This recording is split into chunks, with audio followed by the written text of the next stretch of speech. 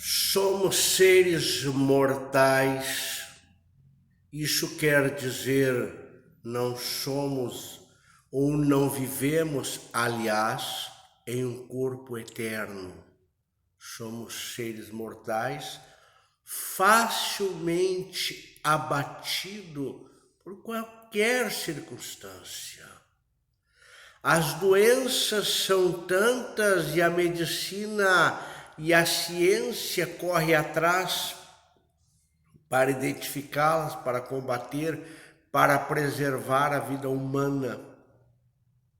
A perspectiva de vida do ser humano, inegavelmente, ela tem crescido, tanto é que temos vivendo num planeta muito mais de velhos do que de jovens, por alguma circunstância e também pela longevidade das pessoas, por ter aumentado a faixa etária. A questão das doenças, elas põem em nós muito medo. Quando recebemos um diagnóstico, nos perguntamos, mas isso mata?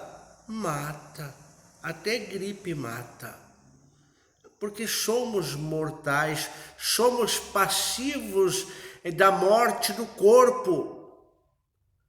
No entanto, a doença mais destrutiva, mais perecível, as doenças mais destrutivas, mais perecíveis, são as doenças da alma, que poucos são notadas, que poucos são percebidas, e normalmente o mais agravante desta situação é que o doente da alma, ele não consegue se auto-identificar e ele não aceita e vai tornando o que é ruim ainda gradativamente pior.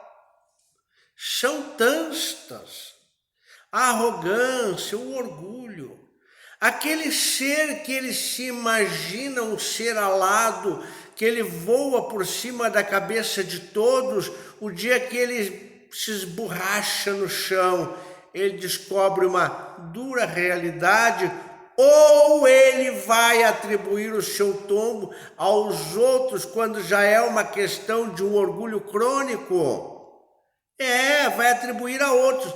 Eu não caí, me derrubaram. Ninguém nos derruba, nós caímos. Nós caímos, nós proporcionamos oportunidade para que os outros nos joguem no chão.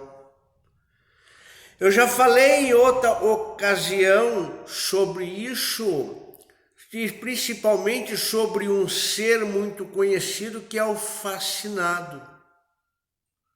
Aquele ser, como encontramos ele, tão difícil de falar com aquela criatura, porque quando tu puxa no assunto, ele sempre tem uma aula para te dar. Não sabe nada, mas sabe tudo. Eu vi um exemplo na internet de um senhor já de uma certa idade. Ele parou o carro numa estrada de chão, ele desceu e pegou uma cobra cascavel com a mão. Deus o livre que eu ia fazer isso, eu morro de medo, tenho pânico de cobra. Quando eu era criança eu corria até de cobrinha verde, que diziam que não tinha veneno, nunca parei para ver. Muito bem, então aquele homem pegou aquela cobra na mão com o devido cuidado, se via que ele tinha conhecimento do assunto, e ali ele deu uma série de explicação muito importante. No final ele fez o resumo e disse: eu estive no Instituto Butantan e fui atrás disso que eu estou falando para vocês. Eu fui atrás de conhecimento. Pelo que deu para entender, era uma região onde tinha muitas dessas cobras cascavel, aquela que tem o guiso, né, o chocoalho, como se diz. Então ele foi atrás do conhecimento e ali, ele, com aquela cobra, aquela serpente horrorosa na mão, ele explicou, depois soltou o bicho, né? Então, ele falava com conhecimento de causa, ele falava e no final ele teve a humildade de dizer: eu fui em busca de conhecimento. Ele não se colocou como um sábio no assunto, embora ele era. A questão do fascínio, das doenças que acolhem o fascínio, da arrogância, da soberba, de tudo isso, tem um grau muito terrível, porque quando um ser amado, uma pessoa põe para a família, leva ao conhecimento da família uma questão de enfermidade, às vezes tem uma enfermidade mais agressiva, a família se preocupa, a família sofre junto, a família luta, a família ora, faz promessa, reza, a família acende vela, vai na igreja, vai em tudo que é lugar buscar a cura para aquele ser da família, para não perder aquele ente querido. Porque ninguém suporta esta dor da partida, embora seja a coisa mais óbvia que existe. O problema do fascinado, do deslumbrado, do arrogante, enfim, daquele ser irreversível, é que é uma doença que ela faz um caminho de volta, ela tem um efeito contrário. Ela não une a família pela dor, ela desune a família pelo horror.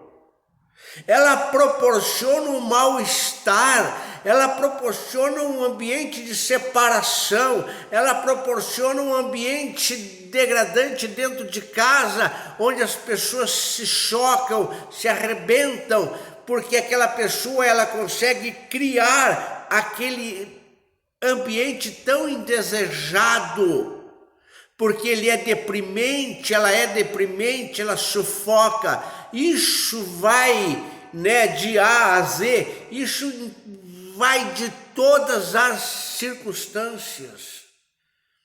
Você vai dirigir um carro, eu trabalhei muito na minha vida com isso, e você vai dirigir o carro e do seu lado tem um fascinado.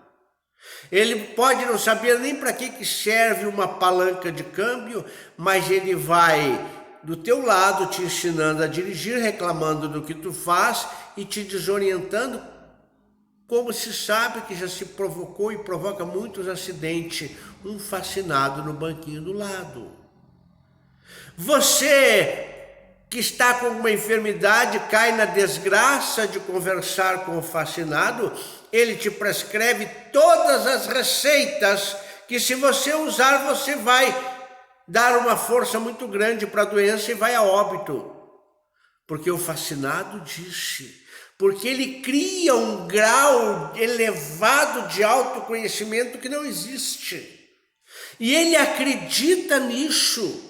O pior que essas pessoas acreditam nesta situação tão horrível que vive, neste mundo, nessa cápsula que eles criaram, criaram e entraram para dentro. Então, a doença, a dor natural, que doença provoca dor natural, ela normalmente, para aqueles que têm amor, que tem carinho, ela provoca uma sensação de união da família. Às vezes se olha muito mais para uma pessoa quando está enferma do que quando está saudável. Desperta aquela compaixão, desperta aquele amor, nos eleva, como eu disse, a orar por aquela criatura. Mas quando nós sofremos, vamos botar nós? Vamos nos colocar no meio?